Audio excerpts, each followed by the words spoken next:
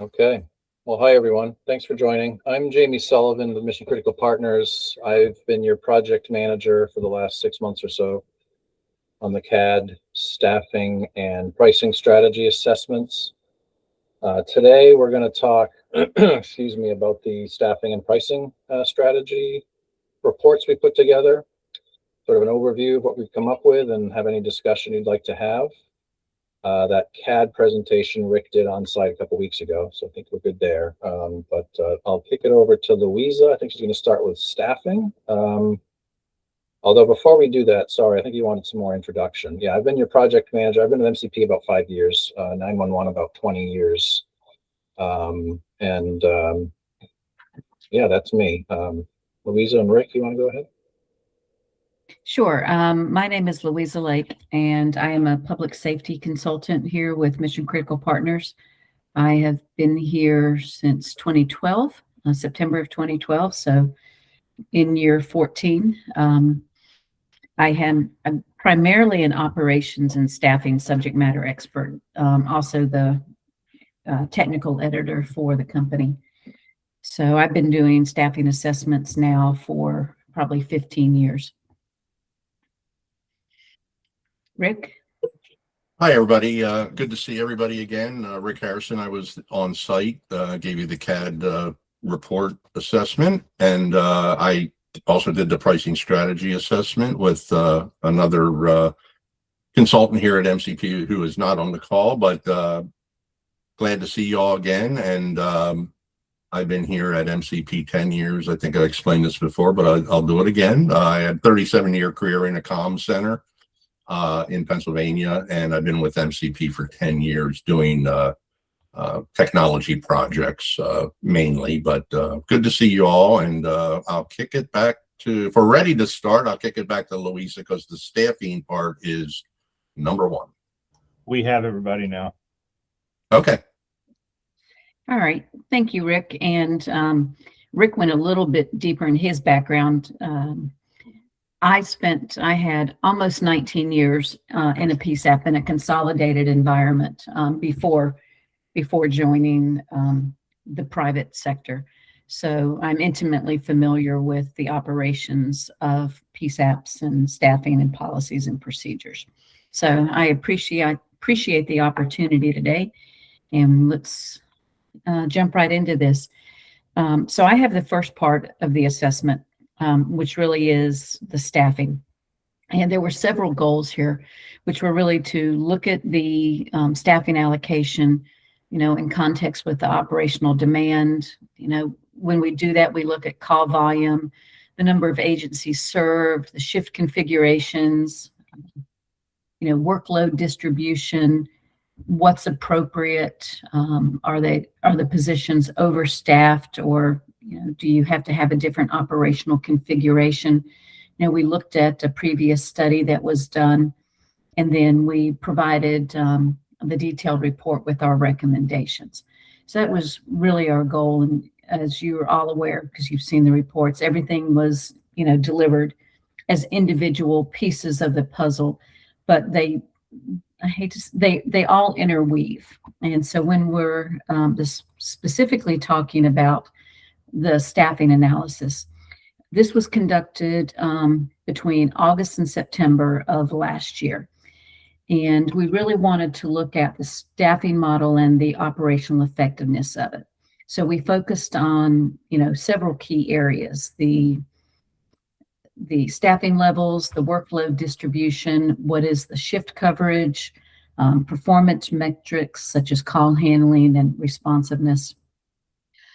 And, to do that, we really start with, what does the basis look like? And for ECDC, it's serving the 6 municipalities in St. Louis County. And, that's approximately 75,000 residents that they're responsible for. From a workload perspective, the center handles about 149,000 calls total. And that includes almost 36,000 911 calls, and about 94,000 non-emergency calls. So the majority of the workload in the center is non-emergency call volumes. And dispatchers are also responsible for close to 139,000 incidents. Sorry about that. One of the key challenges, though, is that the center it's outgrown its current facility, and it really lacks the space for additional staff, which, it directly impacts the scalability on what the center can do in terms of, staffing up when it needs to. So the demand is steady and significant for a small PSAP, but the physical location, which has 7 workstations, but only 6 of them are fully equipped, it limits the flexibility, and it puts some constraints on the staffing. In the current staffing model, ECDC is authorized for 26 total personnel: the director, the deputy director, 4 supervisors, and 20 telecommunicators, with 2 positions currently frozen. So the center is currently operating on 4 shifts in 12-hour schedules, and there's a rotating shift pattern, a 2 on, 2 off, 3 on pattern. Day shift coverage right now is 1 supervisor and 5 telecommunicators, and night shift is 1 supervisor and 4 telecommunicators. And all telecommunicators are cross-trained to handle 911 and non-emergency calls, as well as dispatch, police, fire, and emergency medical services. It's important to note here that the dispatchers are also taking calls. And I realize that we talked about staffing early on, in the project, just to give you an idea of where things stood. And so a lot of this information will probably not be new to you. But the dispatchers are also taking calls. And this is common in smaller centers, but it's not best practice, especially for law enforcement dispatch. And really what we need to take away here is that the workforce is highly flexible, but the model relies on multitasking and minimum staffing. And that constrains what the center is able to do and the performance metrics that it's able to meet. When we look at our key findings, utilization is really high. The baseline is about 93%, and effectively what that means is that we look at the number of hours that staff are scheduled to work and take away the time for meals and breaks. We have adjusted it down to 87% because we want to add a minimal buffer time. So with that, we don't want our staff working, 60 minutes out of every hour. It's just not sustainable in a high pressure environment. So with this buffer added, which allows time for between calls and just a little bit of breathing room, staff are actively working about 52 minutes an hour. Each telecommunicator, the average leave used is another factor that we look at, and they are averaging about 232 hours of leave annually. And again, this is averaged. It doesn't mean that every telecommunicator is using that much time. That's just what the average is. Across all the teams, this really equates to 1 person being absent per day in order to do that. Now, 232, that may seem high to a lot of people, but in a 12-hour shift environment, it's a low leave compared to centers where I've seen in excess of 300 to 400 hours of leave per telecommunicator. Now, some of this is really, the staff is dedicated to the work they do. So they're aware of what being absent does to a shift and the overtime constraints. So it may be that they're not taking as much leave as they would because they don't want to leave the center short-staffed. When we take all of this into account, their true availability is really about 77% of their total scheduled work hours. And that's in a normal range of what we see. Turnover has really improved. In 2022, it was about 39%, but it's now stabilized over the last 2 to 3 years between 16 and 17%. So that speaks highly of the operations of the center right now. Vacancies are low, but when you have a small staff size, it's amplified just because of the team approach. So if you have a staff of 20 positions and you've got 2 vacancies, your vacancy is already at 10%. And so that's felt more across the teams than it would be if you have a center with 100 positions. So right now, there is an additional challenge is that there's no dedicated IT or administrative support, which really increases the burden on leadership. And in the current environment, supervisors are also, the 4 supervisors are also working positions in the center. So there really is an increased responsibility for the director and deputy director handling tasks that should be allocated to other staff. So even though retention is improving, staffing is really operating at a tight margin with little buffer. Ideally, based on workload, coverage, availability modeling, the center ECDC really requires 30 total personnel to sustain operations. And this is assuming that supervisors continue to work in operational roles. If supervisors are to be removed from call take and dispatch responsibilities, then the need increases to about 34. There will likely be times, even if they were staffed at 34 telecommunicators, that supervisors may need to, temporarily work a call take or dispatch position. If somebody, if there has been, more people planned out, due to, whether it's the flu or something else, there may be routine, non-routine incidents that require them to work an operational position. But having them dedicated to supervision allows them to take on additional administrative responsibilities. Can I ask a question? Sure.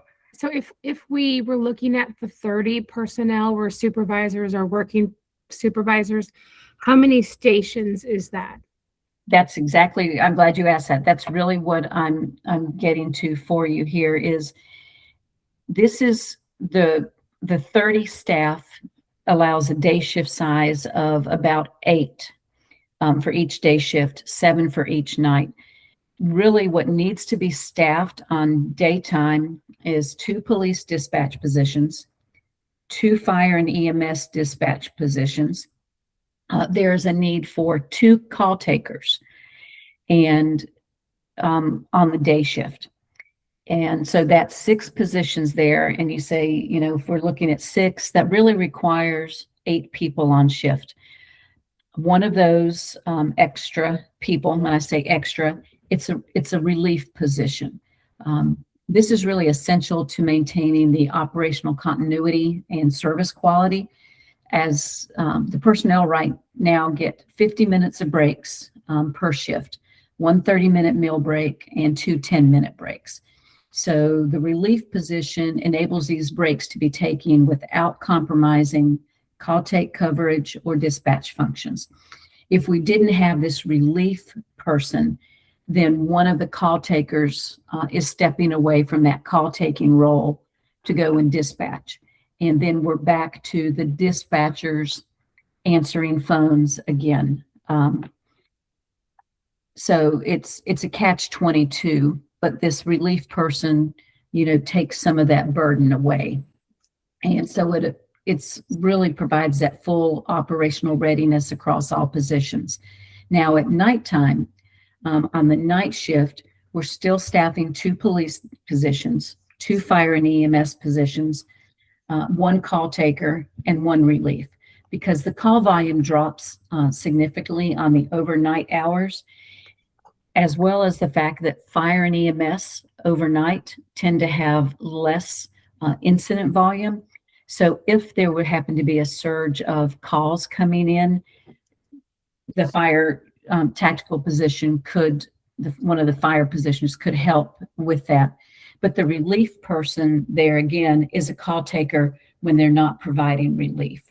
So when we look at the fact that there are 5 positions that have to be relieved for break, 6 if you count the relief person getting their break, you're talking about almost 6 hours of time that relief person is busy. Now, the issue becomes with this staffing level is even with 1 person off on each shift, we're down to 7 on daytime and 6 on nights. We only have 6 fully equipped positions.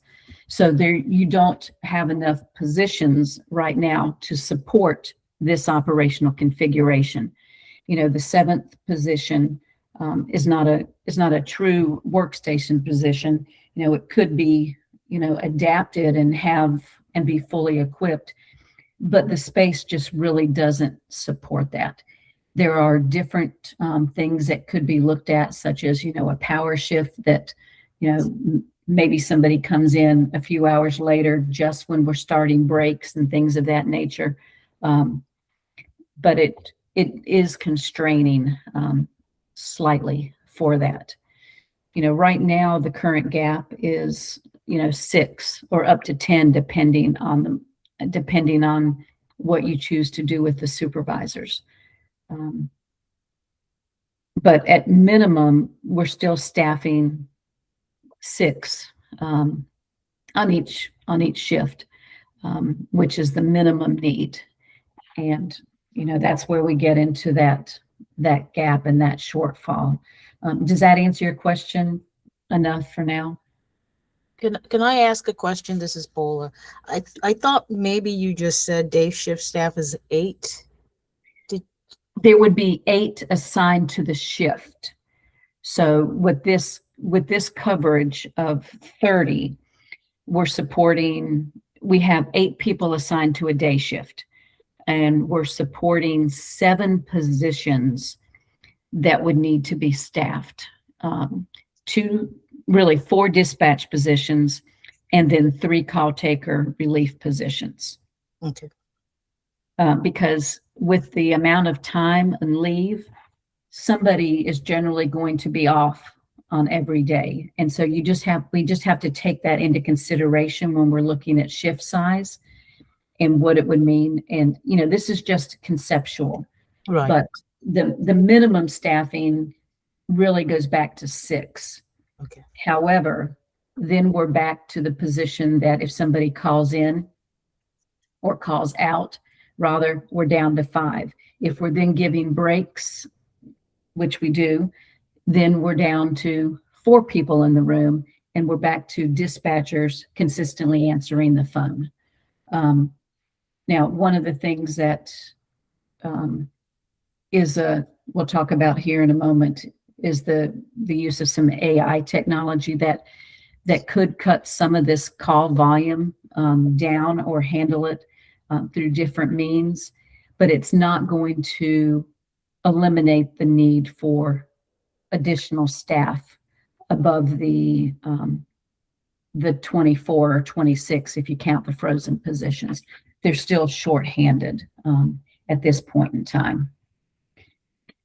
So really, if we're looking at, the 6 to 10, depending on the model you do, you're looking at, this is accounting for the leave usage, 24/7 coverage, the utilization.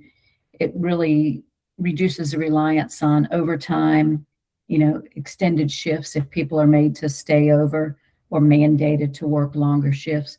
That's difficult to do anyway with 12 hours. but the current staffing level is below sustainable for long-term operations. And you could see the turnover creeping back up again. But really the facility, it's outgrown its current space allocation. You really don't have the capacity for any additional staff. So it's already at maximum operational capacity. So even if staffing increases were approved, right now there's not the physical space to seat an entire shift. And that's really what we want to look at. Is best practice is having a seat for everybody on your shift. And, you know, again, right now the 8 is the 30. So if we have 8 on daytime and 7 on each night, that's 30. So even if that includes the supervisors and is not the 34, we still don't have enough seats for everybody to sit in. The staff is doing, you know, exceedingly well with their in their current operational environment. It just will not be conducive long-term to continue to maintain that. So, you know, even right now, increasing staffing, there's not a place for everybody to sit, which is a concern. You know, I think the path forward is really looking at the fact that, or considering the fact that we can't staff, we don't have enough seats for everybody. One of the immediate needs is an administrative and IT support role. This is offloading some of the burden on leadership. It can improve our system maintenance and coordination. It really, it's promoting that alignment between operations and the technology issues. So it just helps that, because directors and deputy directors, this is generally not roles that they are responsible for. While it's worked in the past, the more complex our technology systems become, really requires people with that specialized skill set for that. And then that aligns, you know, more with having our supervisors in the center take on some additional responsibilities as well, if they are not constrained to, you know, working call take and dispatch positions. Louisa, can I ask a question real quick? Sure. So I understand the IT part of this admin IT support role, but what is the admin part? What duties would you expect this individual specific to administrative duties to take on from the director and deputy director?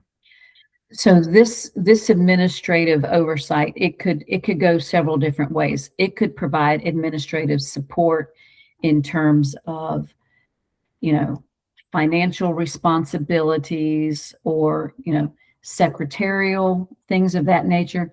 But I think really more what this position does is things like quality assurance. Some of the things that the supervisors right now just don't have time to do, you know, we're looking at, it could be even, you know, helping with some HR issues, you know, public relations, public education, those type of things. And the role could really be, it could be an IT and administrative role that's, you know, lumped in together. It's just something that's going to help take away some of the responsibilities that the director and deputy director should not be responsible for. So what's the likelihood of finding an individual with the technical knowledge and skill to do the IT, and then the desire to actually do some of those admin functions, or even some of the, you know, secretarial functions? You know, lumping them together, I think would be difficult to find. we're really looking for, you know, if you had to choose, if we're really looking for this more IT support role,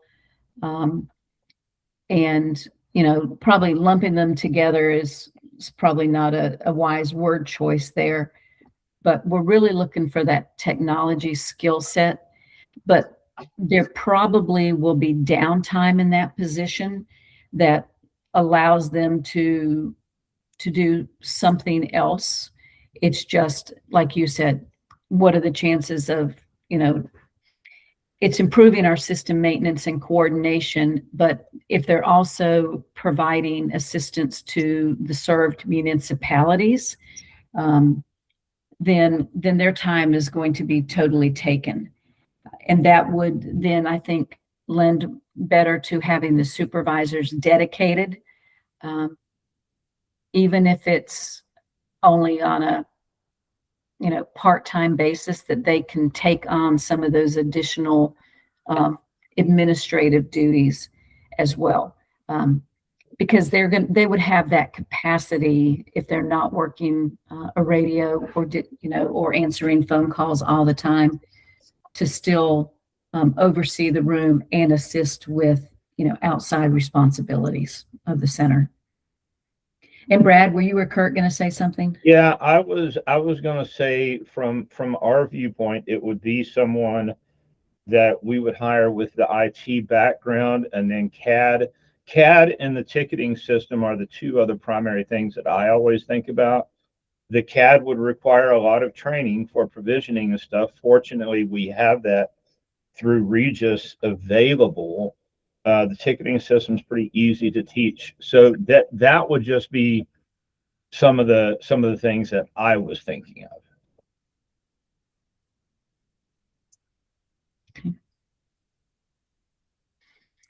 I have a question. Does the HR/PR role, that's not really full-time, right? So I wonder, because of all the member agencies that are part of ECDC, did you give some level of consideration to maybe having one of the cities provide some sort of administrative assistant role to you know, I know that Richmond Heights is doing some of that now.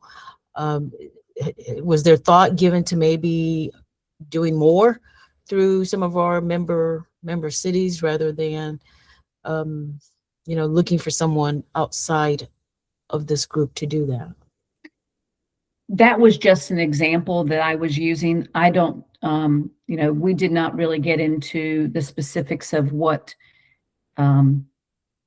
administrative assistance they would need in terms of, you know, public relations and HR. That may be perfectly handled the way it is. Those are just generally some of the duties that an administrative position Could do. may be able to undertake if necessary.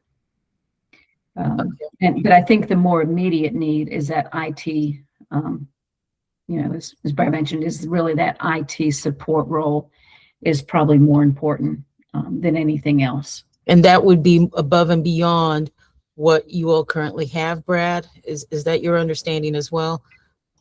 Yes, ma'am. I mean, we don't have anything other than our contract support. Right.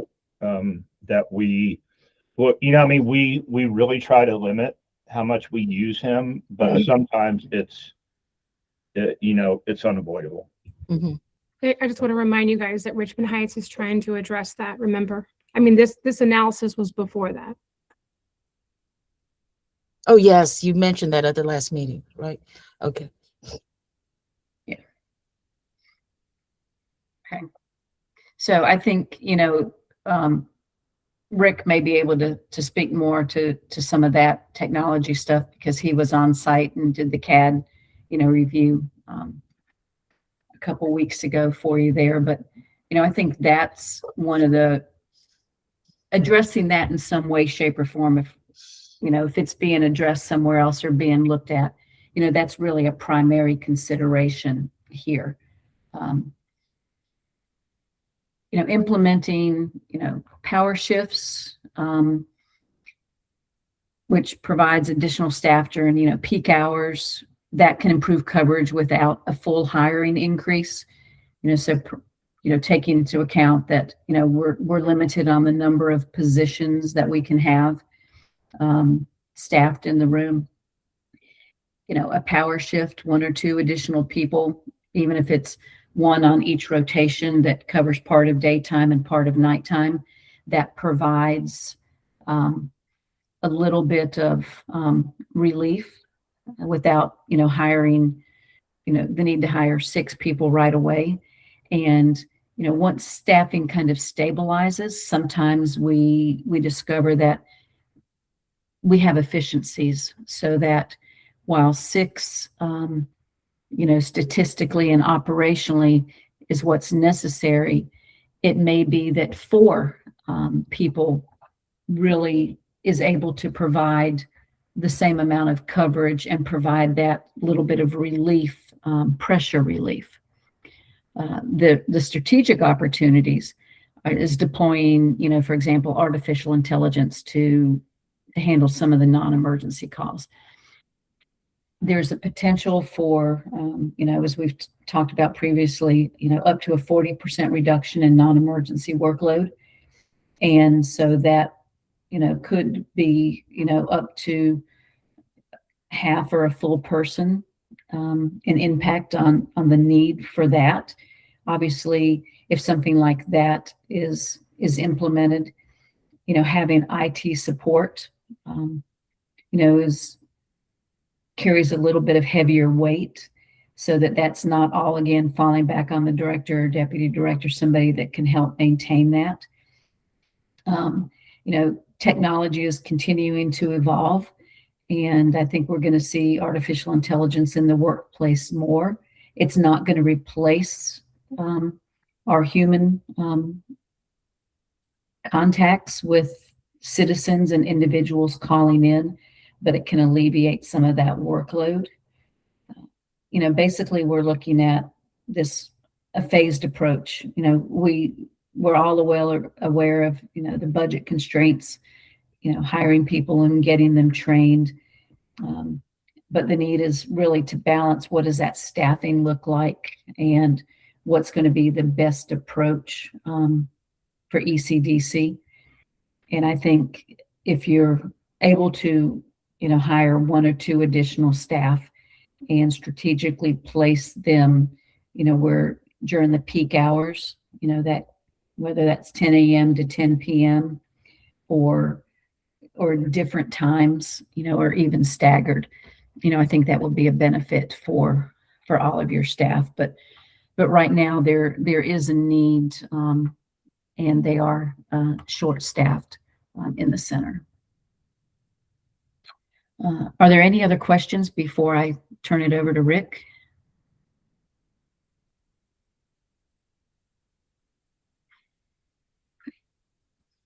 Rick? All right, thank you. So I'm going to talk about the alternate pricing strategy assessment that we did. And the goal was to establish a fair and equitable method for determining costs for the member agencies, considering current partner cities as well as potential future partners.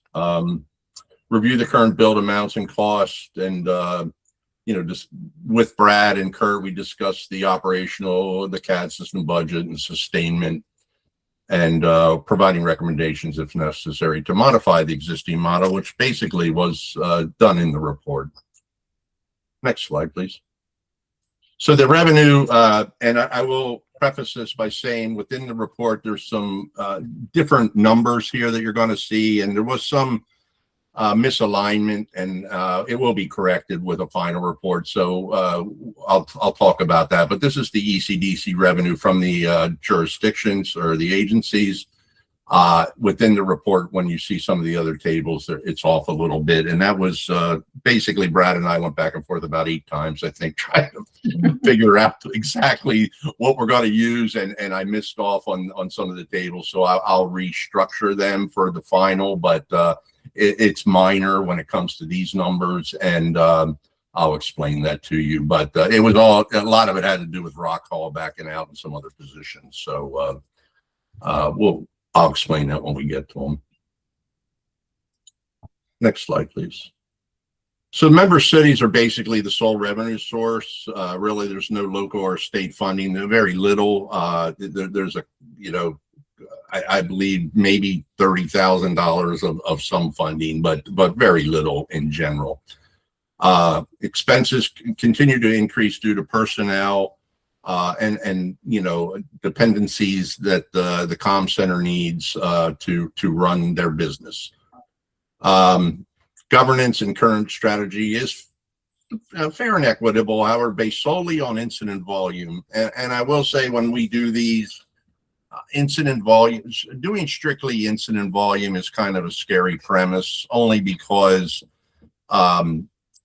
we always worry about agencies knowing that incident volume is the only thing they're being determined upon, won't call incidents in, namely law enforcement. I've done these around the country.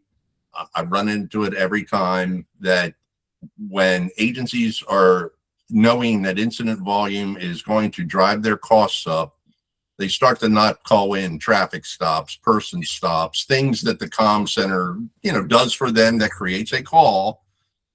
They get around by not doing that. Well, that's a, officer safety issue. It's an overall issue that shouldn't happen. But I'm not saying it's going on there. I have had agencies around the country, though, admit to me that, if we're stopping somebody, we might just stop, or traffic stop, we might not call it in. Again, an officer safety issue mainly.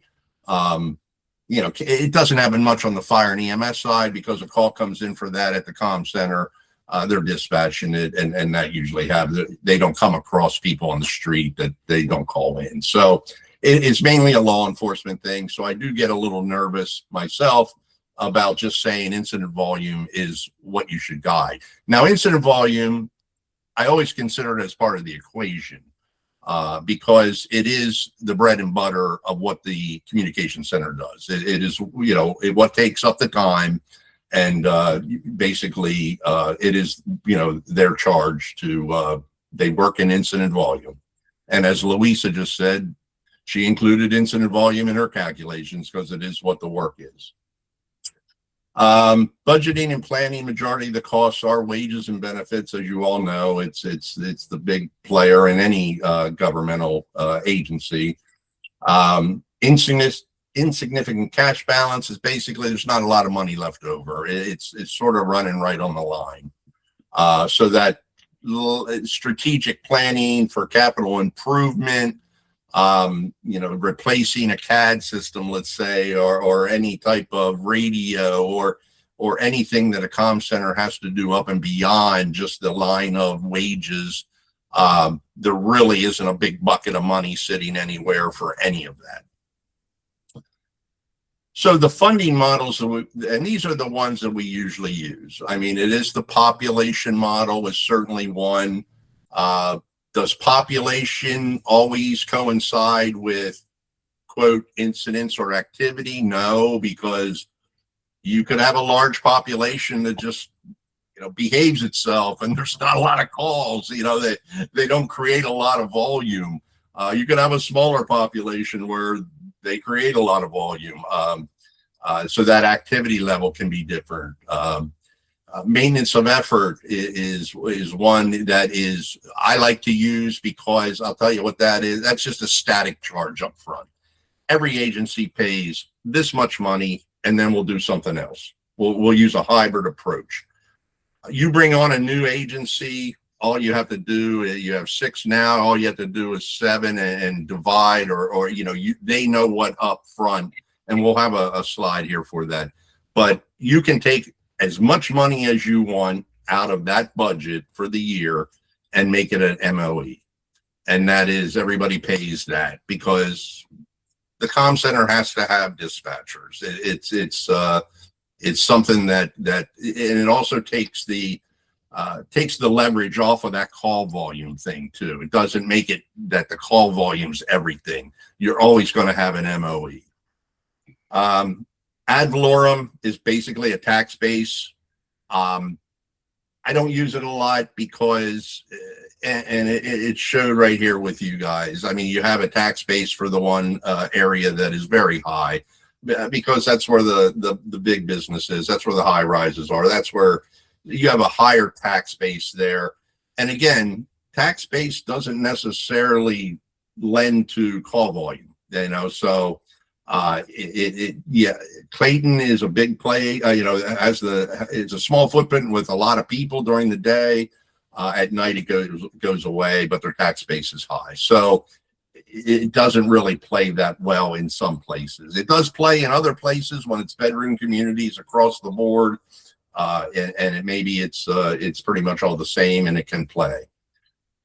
Resources, personnel, and units. Again, one I don't usually deal with because personnel and units don't equate much to anything other than we go back to call volume. Personnel and units don't mean much for a comm center for extra work, other than if that personnel and units are always going out on the street for let's say for fire and doing inspections and calling in inspections all the time. It doesn't generate a lot for the comm center just because they have more fire trucks than the next station. The next slide, please. So again, our common strategies with this one is the MOE and activity based are the most appropriately felt for ECDC. Again, it gives you a static charge that you would charge along with that activity based, which plays out with the rest of the money. And an example, like I said, you can use any amount of money you want to for the MOE side. In our example, we paired off some money from the total budget. Add funding for strategic and capital improvement plans to reduce impacts on unexpected costs. Again, there isn't much there. These comm centers should have a plan for strategic improvement. Computer-aided dispatch systems do not last forever because, as with any technology, better things are out there. You don't hold on to a computer for 10 years, 15 years. You know, we try to get 10 to 15 out of CAD, but you know, the way technology is, and Louisa mentioned AI improvements, all kinds of things happening. But even if you wait 15 years for a CAD replacement, you're looking at a multi-million-dollar replacement, even for the size of ECDC. So just having that funds for capital improvement in the background would be nice. Seeking alternative funding sources like grants. However, they are limited lately. And I'm sure Brad and Kurt have looked at that. But like I said, they are being limited lately. Again, we do not recommend ad valorem or resource-based strategies. And adding agency will reduce overall cost of all agencies. Obviously, if you add more, you can subtract from the others. Next slide, please. So with this was just a population-based cost formula. And as you see, you know, when you just use a population-based, you could, you know, Clayton, Webster Groves gets hit pretty hard here. Now, in the report, you will find that their call volume doesn't equate with their population. So it's basically one of those, well, you got a lot of people in your jurisdiction, but even though they don't not dial 911 and you know, create calls for the comm center as much as somebody else, we're still going to charge you a lot of money. So that's just just showing you what just a population base would be.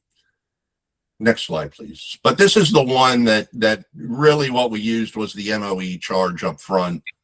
If you have the MOE charge, everybody pays that certain amount, and all we did is pair off the excess of $2 million off this one. So the MOE charge is there at $131K. Again, you can make it as much as you want or as least as you want. It just matters on then the back end of how much you're going to charge for the incidents that occurred. So with the incidents, you have the incident column. You have the percentage of what they of the total incidents, which then equate to a charge. So with this one, you know, you'll see that, you know, Richmond Heights, you know, they had 23% of the total incidents, along with, you know, Clayton having 21% and change of the total incidents. Obviously, it runs their you know, their total up a little higher. But to that end, then that, you know, like I said, if another agency would want to join, you just add them in. You know, you take the budget, you can subtract. You know, the other ones don't have to pay as much then for the next budget cycle, because you're going to add somebody else in to take some leverage off that. So this is, you know, basically this is our suggestion. Our recommendation would be some sort of hybrid solution with an MOE charge and an incident usage charge. I like I said, I stayed away from the tax. I know there was a council person that didn't like that at all. Didn't want to, you know, even go down that road. But again, I'm looking at that too by saying, yeah, that can sway things pretty bad for one jurisdiction that has some high value property. So, so this is the one we would recommend, you know, and I'll go with the next slide. I'm not quite sure if there's. Can I ask a question? I have a Oh, question. absolutely. Jennifer, go ahead. No, go ahead.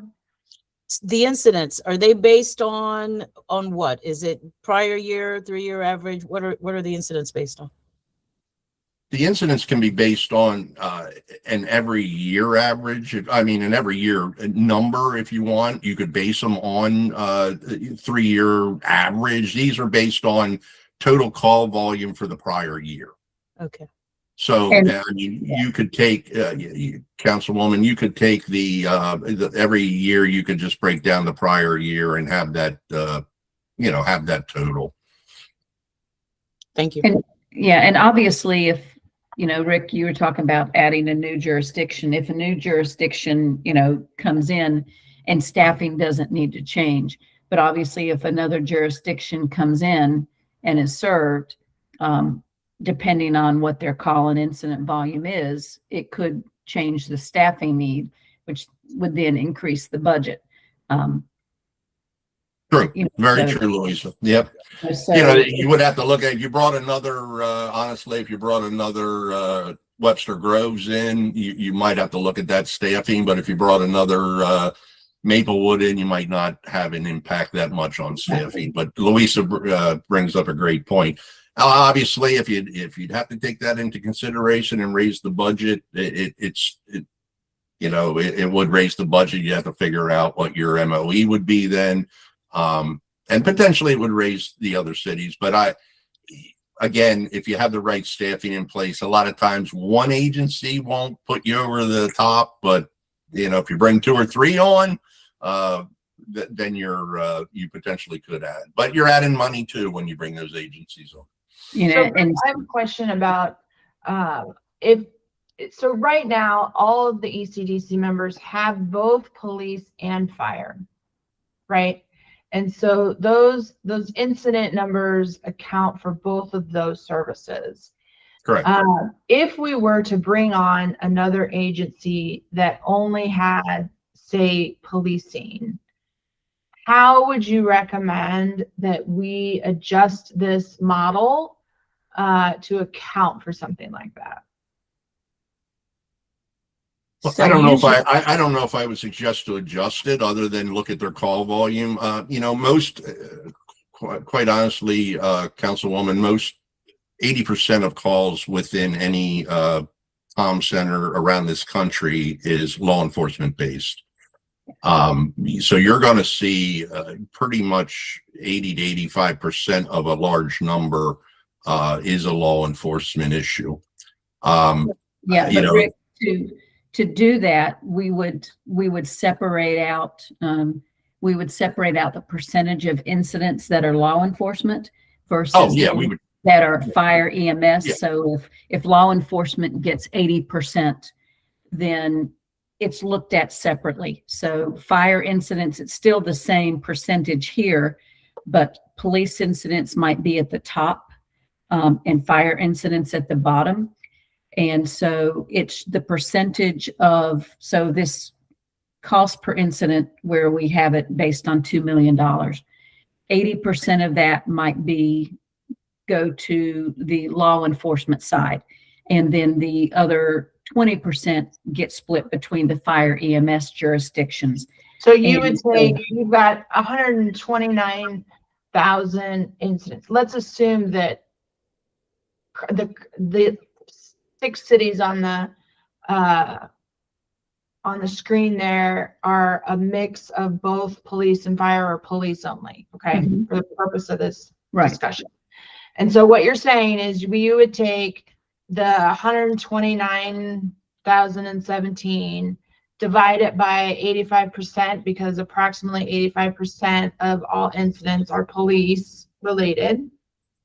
Take that number and figure Yes, out so- what each of the cities were, and then take the other 15% of Correct. number of calls and divvy it up between the cities that just had fire. Correct. So in that instance of the $2 million, 85% would be 1.7 million. So we would then figure out what the cost per incident for that, 85% of that 129 would go into that 1.7 million to come up with what the cost per incident is. To come up with that percentage of the total and the cost. Then that other $300,000 would get split up between the agencies that just had fire services. So obviously there, the cost per incident, it should still be the same amount because we're still dealing with the 2 million. It should still be $15.50. But the fire department, for example, would have a much smaller amount. So if a fire department only had 1,000 calls a year, at $15, they'd be paying the piece attributed to them would be 15,500. And so you're still coming up with the same $2 million to start with. It's just then if you brought in a new agency, then their incident volume would be counted into that 1.7 million. Let's assume we didn't have to hire any dispatchers. So the other agencies would just police, the cost attributed to them would decrease for that. So are you saying that you would sort of add a weight for police and fire? It's still the same cost per incident because we're dealing with a number of incidents. It's just the police departments. If let's say Brentwood were to say out of the incident charges, the $318,000, we want to split it up between the police and fire budgets. Depending on what the incident volumes were, the police department could end up paying, if it came out of their budget, $300,000, but only $18,000 might be attributed to the fire department. Okay. I think we might need to look at this a little bit farther than today, because I think the issue is if you brought on an agency, if the agency only had police, you'd only be getting, the PSAP would only be getting police calls. But if you brought on an agency that had police and fire, and you're only dispatching for police, you'd still be the PSAP for police and fire. So you'd still be receiving calls. Remember this, you're bringing only the incidents over, though, to calculate. If you're bringing law enforcement over from town X, I don't even want to see their fire and ambulance totals. Tell me how many law enforcement calls you handled last year. But if you're Um, if you're the PSAP for the whole community, you're going to get their calls. You have to transfer them. Yes, you would have to Yes. transfer fire out. So Out, don't, I mean, so right. the agency is still going to answer all the calls. So that, I mean, there has to be some accounting. There's still a call volume load on on our agency. Correct. True. That's correct. You are absolutely correct. And If they don't sometimes have that, fire, then obviously you don't have the calls. You Correct. don't have the calls, and, right? and some of that goes back to the maintenance of effort charge that Rick was talking about. That's, just that catch-all that's, the call volume. You could look at, individual call volume as well and assume that, you can look at what the cost per call is. That's another, choice that you have. But the issue there is the cost per call, as Rick mentioned, doesn't consider the incident volume. Can you explain the difference between a call and an incident? Sure. If an individual picks up a phone and dials into the center, that's a call. An incident is what results from that call that a responder goes out on. So an incident is something that is dispatched to the responder or that they initiate in the field. So they're two different things. So here, when we're talking about incidents, it is a responder has gone out and been dispatched on that, or they have self-initiated in the field. Things Okay, that and so- require a response. So it doesn't equate exactly to what we are currently using as call volume, Correct. which is Call not a volume. problem. I just want to make sure that we're understanding, the terms that we are using. Yes. So But it also does capture self-initiated calls, Mhm. which maybe we're not capturing now. This incident volume here captures self-initiated calls called into the comm center, like traffic stops, person stops.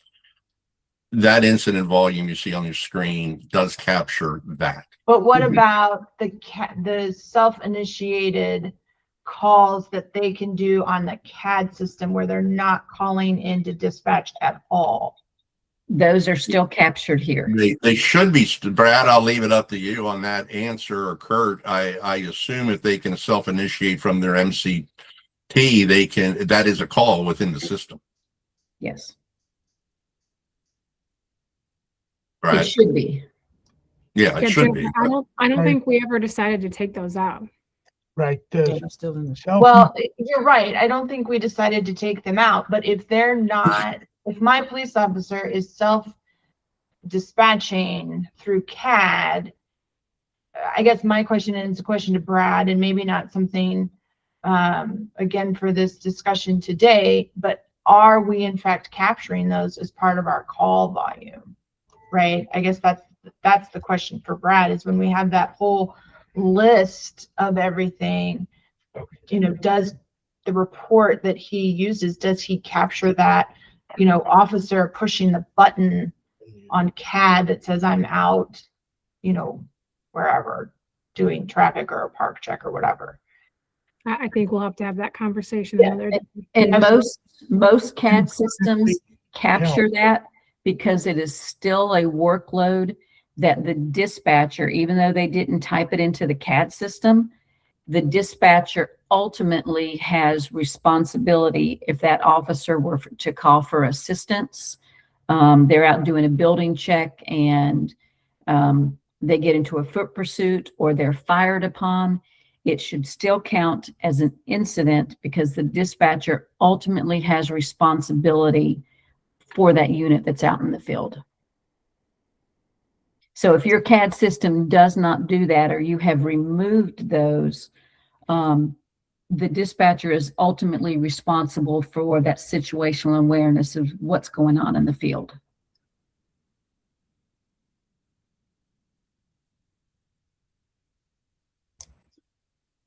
When you My update this question was- presentation, could you add that definition in here somewhere? I think it's good to note. It's Sure, Councilwoman, no problem. And- But you and mean Rick- between the call and the incident language? Yes. And, Okay, yeah, and no, Rick, no. I have a couple of other tables that Just I real can share with you that you could share that show that breakdown between police and fire, just as an outside reference, if it would help. Yeah, we I can think do that would be helpful if you would share those either with the final report or if you have them easily today, but at least with the final report would be helpful. We can do it the final report, Councilwoman. That's no problem. Rick and Louisa, you probably said this and I didn't quite capture it, but I see, you broke up, you've got the 2 million and then the 788. Did you just do that just because it was like, just pick, dividing it, that was Yeah. just one way to do it? Yeah. Just to make it, Councilwoman, just to make it easy to look at. I mean, there were certainly no, I just wanted to, the 2 million just left an even number. Like I said, and you could, the MOE charge can be anything you want. You could make it all $250,000 and then you would have a less of a incidence charge column. Then you could do whatever you want. It was just pick it because it was the excess of over 2 million. That's all. Yeah, you could, Rick is right. You can assign that any way you want.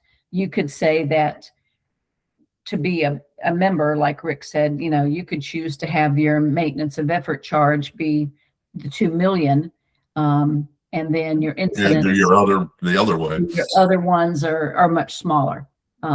It all comes down to, we're trying to be equitable between the cities there, and so that everybody is paying a similar charge, and then you're paying for the extra effort that the dispatch, when I say extra effort, you're really paying for the incident volume that your community creates.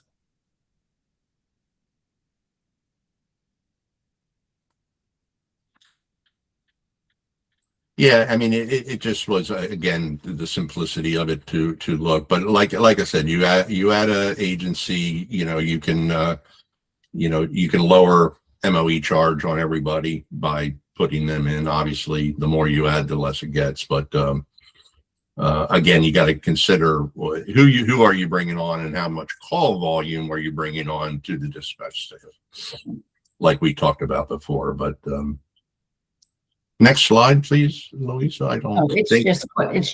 questions. Okay, it's just a question slide. So, like I said, you will add that the language for call versus incident, just so it's there. I'll get the tables reflected that they evenly match. I apologize for that. We went back and forth. Brad and I went back and forth many times over budgetary numbers, and it didn't translate very well. So we'll get that straightened out. But it really is not off by that much. There's not that much difference. Rick, could And you I'll go back to the MOE slide? And if you could just explain that one more time, how you got to not necessarily that amount, but what would be the process in arriving at an amount? Yeah. Yeah, it's a good question.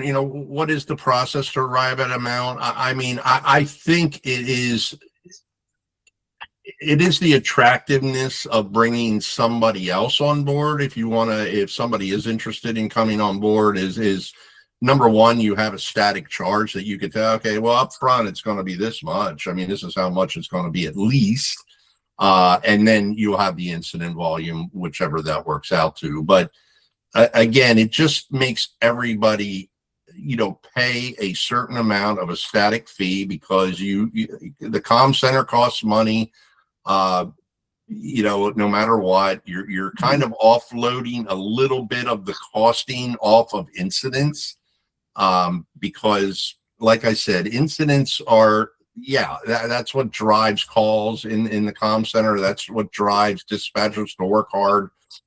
However, just to drive incidents is, like I said, it offloads a little of that money on the MOE side. It helps a little bit on all the way around, in my opinion. Like I said, though, you can pick whatever dollar amount you want out of the budget and put it in that MOE column for everybody to pay.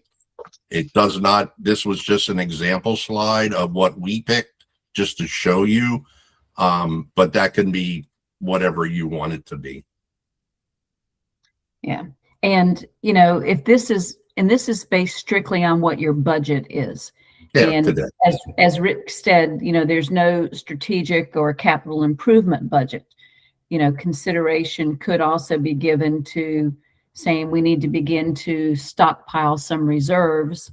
So we need to have a $5,000, you know, if you're looking long-term and you're going to have to replace something, what it could be a charge over and above your current budget to start building that capital reserve. And maybe that's, you know, $5,000 or $10,000 per agency, you know, per served municipality that's over and above your budget. You know, you may already have something in your agreements. I've not looked at your agreements that says if we have a shortfall, the agencies will make that up. But if you don't, then beginning to think about, you know, a capital improvement plan or beginning to plan for that during when you're looking at something like this and looking at your cost distribution is something for consideration as well. And Rick, you may have that in the report already. I just can't remember. Yeah, I mean, like we see, $3 million CAD replacement, which is for size of your ECDC is probably a good costing, or 2.5 to 3. That's, you know, 5. If you just leave it out to the agents, that's 500,000 a piece. That's a lot of change. Just for one stop, you know, that you're going to have to do it in 1 year or, you know, start to plan. Louisa brings up a good point of even on the MOE charge, if you want to make it a little bit more than the budget, then you would have that to pocket and keep back for those capital improvements. Mm-hmm.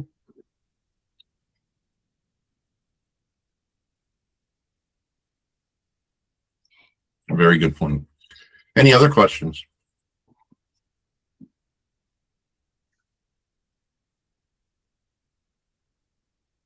And really, I know it's a lot to begin to figure out, but until, you know, Brad and Kurt and I and Jamie and Rick have all, you know, discussed that the current staffing situation that they have is, while they're, you know, understaffed for what they currently have, the incidents and things of that nature.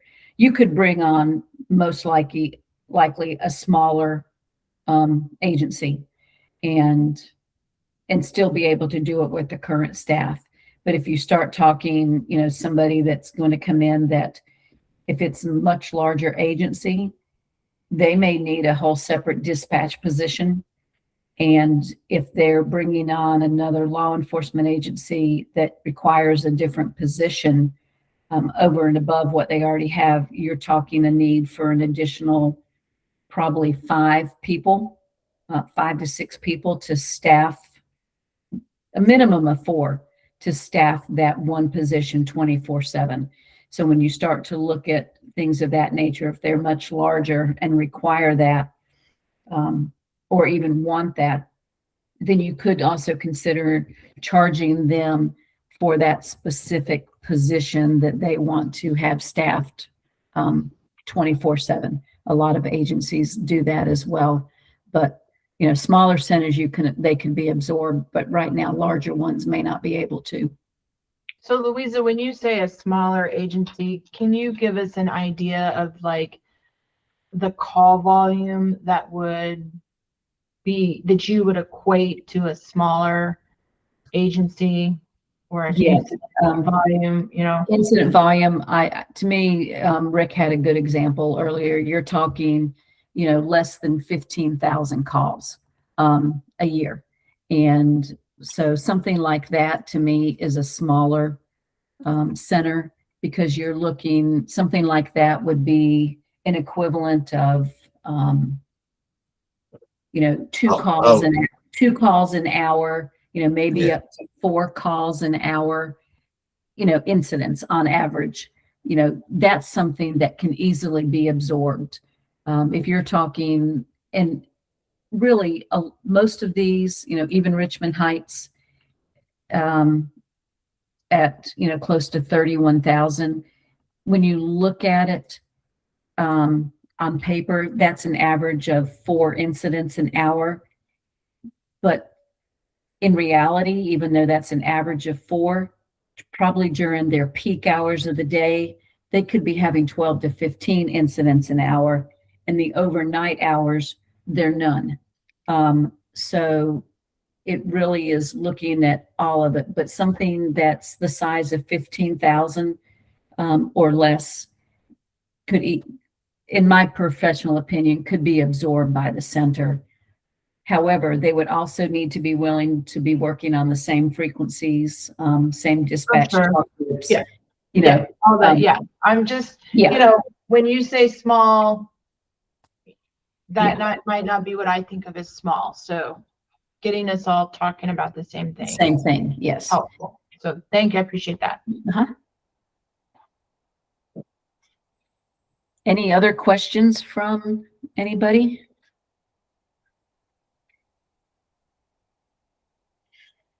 So Rick, I think, or Brad or Kurt, I know, Rick, you have some tasks that you need to take care of, and I will pull those tables for you and Yeah. get them to you tomorrow. Just Okay. as, we'll send those as a separate document, just so. Yeah, that I'll do an attachment to the report. Yeah. That's fine, but I have those few things to straighten out. And Brad or Kurt, any closing comments that you've been sitting there quiet the whole time? No, just let us know what you need from us. As we finalize this stuff. I have to get with Jamie later over the what we're going to look at doing with the AI from that 4th of March meeting that we had. Back during that meeting, John Chira, I can't remember his last name, Chiramonte. Yeah, so he had done a steps 1 through 4 scope of work. Mm-hmm. And at that time, on the 4th of March, I was thinking that we were leaning toward doing the co-op. So we didn't really need the RFP stuff, but we definitely want to see, we never got to the pricing page.